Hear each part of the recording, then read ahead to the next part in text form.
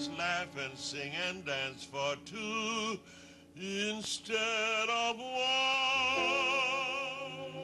I had an appointment to sing for him. To my surprise, got off the elevator, he opened the door, and it was he.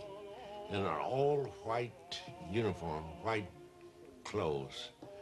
And I said, I'm Cloud Duncan, and he said, I'm George Gershwin. It was on that day that after I sang just a part of an old Italian song, aria, just part of it, he looked up and he said, will you be my Porgy? I wrote a letter to George Gershwin asking for an audition, which was granted within 2 or 3 days. His secretary rang and asked me to come and bring some music, which I did. I was asked to come back and sing for his mother a week later, and for Ira and other friends another week later. And then, as I mentioned before, he would telephone to me and say, Anne, come down and sing. I've written now 5 pages more, and I want to hear how it sounds in your voice. I never supposed for a moment that I would get the part of Bess. We will start with the piano solo at 5 bars before 9, because the piano has a solo lasting about 2 minutes, which we will not waste time with now. 5 bars before 9, scene 1.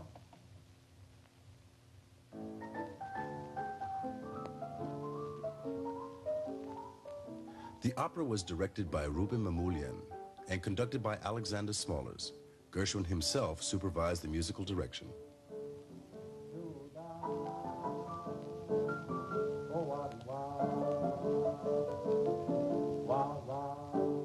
This footage was shot during the rehearsal.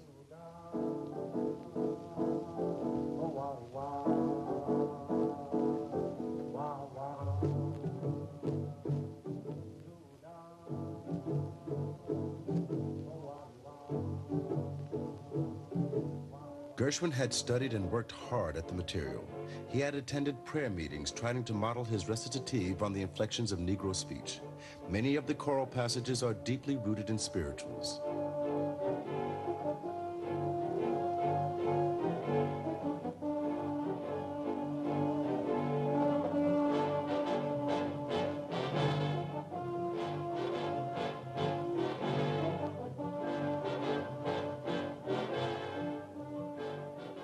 I first heard it from George Gershwin's fingers and his own voice. The very beginning of it sounded, so foreign to me, and I felt that it sounded like chopsticks.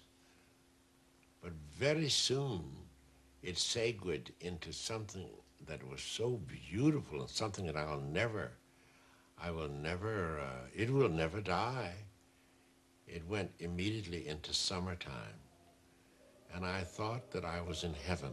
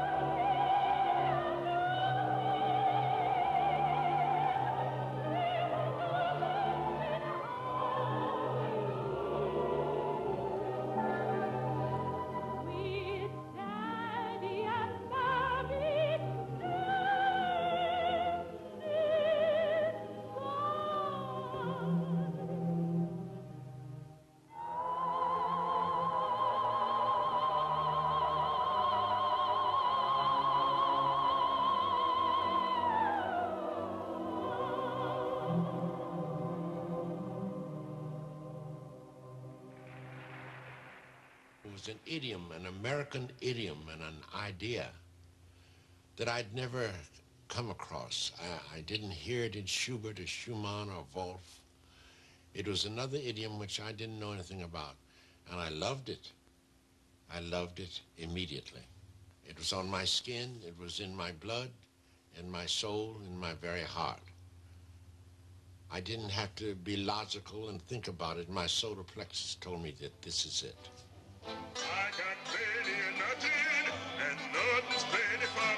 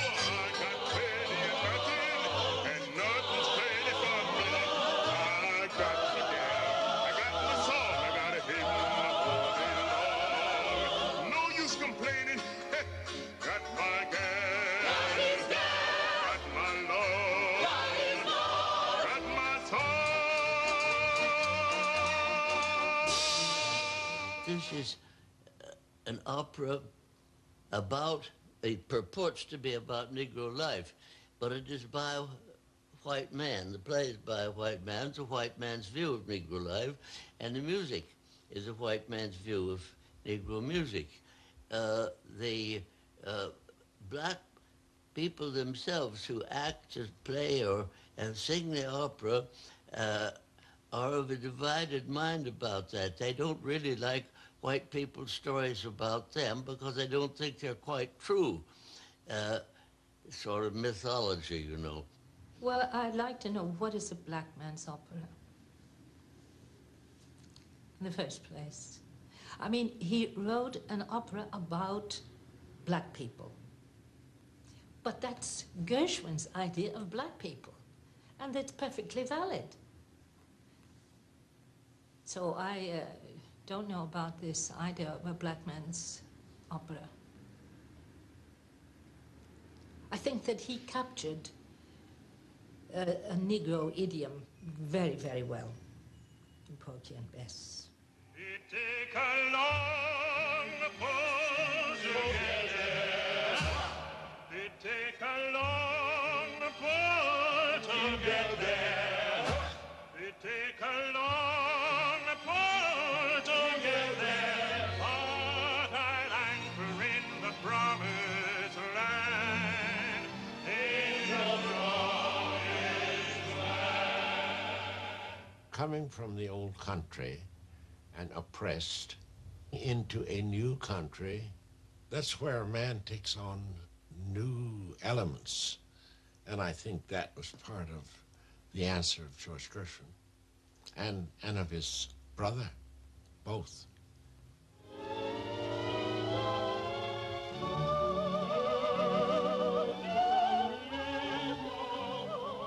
When it opened in New York after a tryout in Boston, the audience gave it an ovation which lasted over 15 minutes.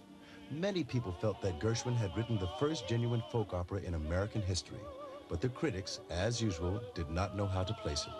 And even such a distinguished musician as Virgil Thompson wrote a scathing review.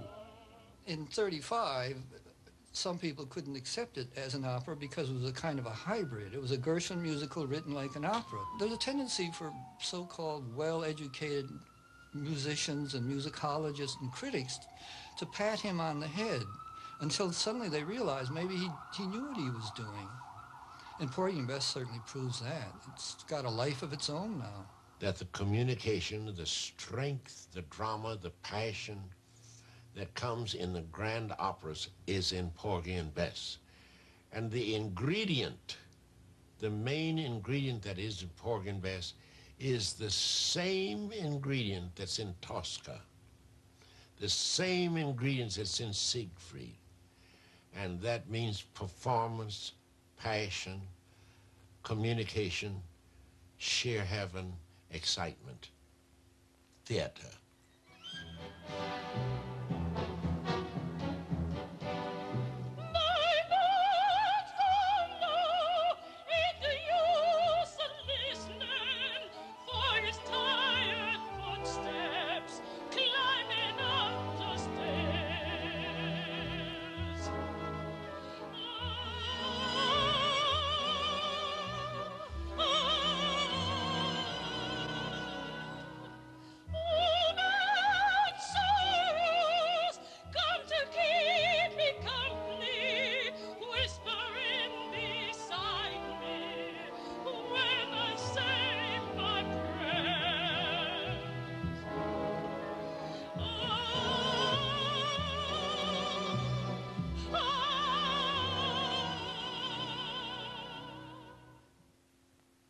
Dealing with Negro life, he wrote, I have brought to the operatic form many elements that have never before appeared in opera.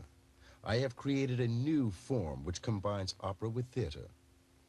Gershwin had finally reconciled his two loves, that for serious and that for popular music. The last few years, the Gershwins lived in Beverly Hills. They moved into a palatial home, which became the place for interminable parties and dinners, rubbing shoulders with the rich and the famous.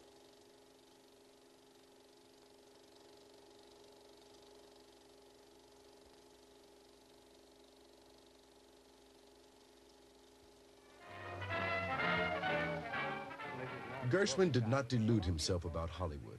He called it a place of overrated personalities and false priorities, where all they want are hit songs one can whistle. There he is. There he is, Thorne Ziegfeld. Get a good look? He's with his wife. A composer working in Hollywood, however famous, was just another guy working on the movies. He and I sat up until 5 o'clock in the morning at his home in Beverly Hills, and he told me how unhappy he was, and that he was making a lot of money in films.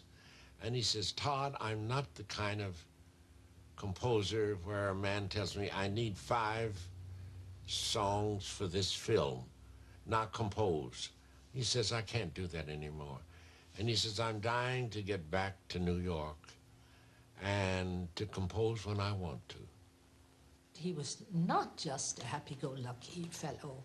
He had a very melancholy and I think a very lonely side, too. I always had the feeling there was something worrying him in the back of his head. He was a very complicated person. He had so many different sides.